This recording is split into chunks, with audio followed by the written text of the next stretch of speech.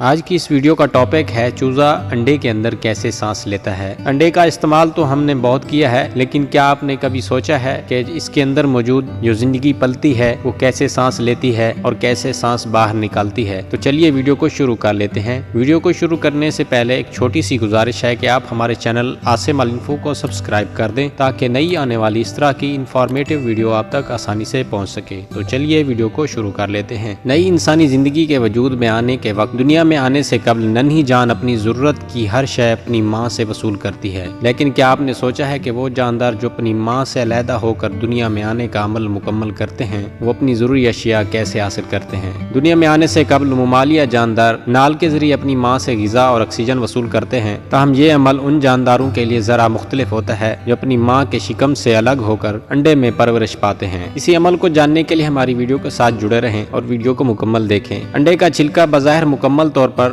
بند نظر آتا ہے۔ انڈے کے خول کے اندر دو جھلیاں یا پرتیں موجود ہوتی ہیں جن کے درمیان جگہ خالی ہوتی ہے۔ یہاں پر آکسیجن ذخیرہ ہوتی ہے جو کسی بھی جاندار کے سانس لینے کے لیے ضروری ہے۔ انڈے کے اندر چوزے کی پرورش مکمل ہونے کا دورانیہ 21 دن ہوتا ہے اور یہ آکسیجن اس دورانیے کے لیے کافی ہوتی ہے، لیکن یاد رہے کہ آکسیجن جذب کرنے والے جاندار کاربن ڈائی آکسائیڈ کا اخراج بھی کرتے ہیں، تو پھر بند انڈے میں یہ کاربن کہاں جاتی ہے؟ اگر آپ طاقتور مائکروسکوپک ویو سے انڈے کا جائزہ لیں تو آپ کو انڈے کے بیرونی سطح پر نہایت ننھے سے سوراخ ملیں گے۔ بے شمار تعداد میں موجود یہ سوراخ ہی کاربن ڈائی آکسائیڈ کو انڈے سے باہر نکال کر فضا میں خارج کر دیتے ہیں۔ انہی سوراخوں کے ذریعے فضا سے تازہ آکسیجن بھی اندر آتی ہے۔ چوزے کی پرورش کا مطلوبہ دورانیہ مکمل ہونے کے بعد چوزا انڈے کو اپنی چونچ سے توڑنے کی کوشش کرتے ہیں، جس کی آواز آپ بھی انڈے کو کان سے لگا کر سن سکتے ہیں۔ انڈے کو توڑ دینے کے بعد چوزا بیرونی فضا سے براہ راست آکسیجن وصول کر کے پہلی سانس لیتا ہے۔ پیدائش کا یہ آخری عمل تقریباً انسانوں سے ملتا جلتا ہے، اور ہاں، یاد رہے کہ سانس لینے کا یہ عمل تمام پرندوں میں یکساں ہے۔